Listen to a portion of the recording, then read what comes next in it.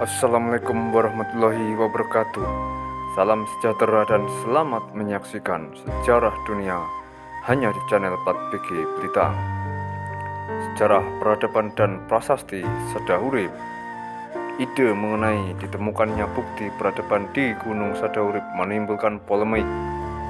Saat ini pun banyak pro kontra di antara orang-orang yang dianggap ahli sejarah kalangan akademik wajar karena catatan sejarah mengenai peradaban leluhur Nusantara yang bernama Lemurian belum pernah ada di kurikulum pendidikan sejarah.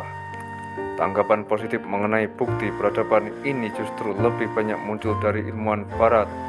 Piramida Sadahurip beberapa kali muncul dalam tayangan Asian Alien di History Channel.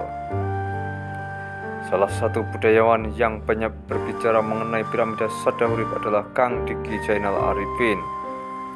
Beliau bahkan mengatakan tentang adanya prasasti di Sadahurip yang ditulis oleh nenek moyang bangsa Indonesia yang berbudaya tinggi puluhan tahun yang lalu dengan aksara Lemurian yang usianya jauh lebih tua dari huruf Pallawa dan Sangsekerta.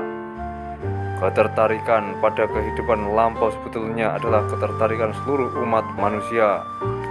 Karena manusia sebelumnya diceritakan tentang sebuah teori yang katanya manusia itu berasal dari kera dan banyak yang percaya. Saya tidak percaya manusia berasal dari kera. Kalau ada mau percaya, ya silakan, itu pilihan Anda. Tapi kita juga harus membuktikan bahwa manusia tidak berasal dari kera.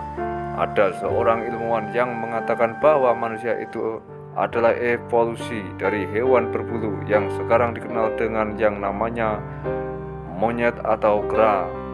Dan terus terang saya benar-benar meragukan teori itu. Apabila kita bicara teori tentang asal-usul manusia, berarti kita harus melihat jauh ke belakang.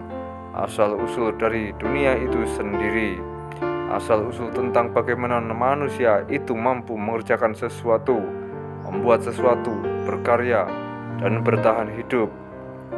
Dan bagaimana manusia itu mampu membuat adab dan akhirnya beradab, lalu akhirnya membuat peradaban. Banyak orang yang percaya bahwa peradaban masa lalu itu tidak primitif, dan saya adalah salah satu yang percaya bahwa masa lalu itu tidak seprimitif yang orang kira. Dan salah satu bukti bahwa masa lalu itu tidak primitif dari berbagai penelitian yang kami lakukan itu membuktikan bahwa masa lalu itu benar-benar sangat modern. Masa lalu itu sudah mengenal apa yang namanya akti gravitasi. Masa lalu itu sudah mengenal yang namanya Wimana. Wimana itu adalah alat yang membantu manusia untuk menolak adanya gravitasi bumi. Dan itu sudah dikenal, hanya mengapa itu seolah-olah menjadi hilang. Dan ketika kita menelusuri peradaban-peradaban dan sisa-sisa peradaban yang ada di Indonesia, kita akan menemui banyak sekali bangunan-bangunan yang bentuknya terlihat seperti gunung. Terlihat itu seperti alami, padahal itu tidak alami. Itu adalah bangunan yang dibuat oleh manusia, bangunan yang dibuat oleh tangan-tangan yang memiliki peradaban yang sangat dahsyat dan luar biasa. Misalnya, ini satu contoh di Gunung Padang. Kita tahu bahwa orang menyebut itu adalah Gunung Padang, tapi saya pribadi tidak menyebut itu adalah Gunung Padang. Saya menyebut itu adalah Gedung Padrang, karena dari bentuk bangunan dan bentuk tumpukan batuan yang ada di sana adalah dibuat oleh manusia. Meskipun memang batuannya ada yang alami, tapi saya yakin kandungan besi yang ada di batu-batuan yang ada di Gunung Padang ini sangat tinggi. Bahkan bisa mencapai 40% dari batu-batuan yang normal. Dan kemudian ketika kita mencari lagi ke tempat yang lain, misalnya di satu tempat yang bernama Munjul ini, di sana ada sebuah anomali magnetik yang sangat kuat. Sebagaimana anomali magnetik yang ada di Gunung Padang itu benar-benar luar biasa. Karena anomali ini membuktikan bahwa masa lalu itu tidak sederhana yang orang kira. Apabila kita mengetahui bahwa masa lalu itu memiliki jawaban dari semua krisis yang ada sekarang, Mungkin orang tidak akan mencari kemana-mana karena jawaban itu sudah ada di kita.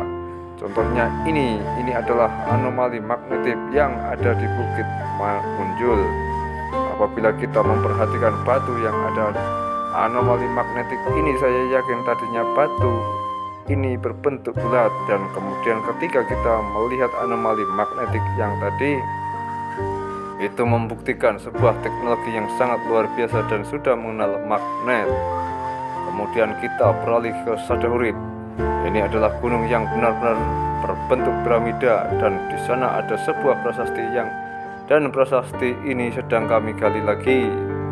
Bisa dilihat di sini masyarakat di sana sudah menemukan jauh-jauh hari sebelumnya, tapi mereka tidak mengumumkannya kepada dunia.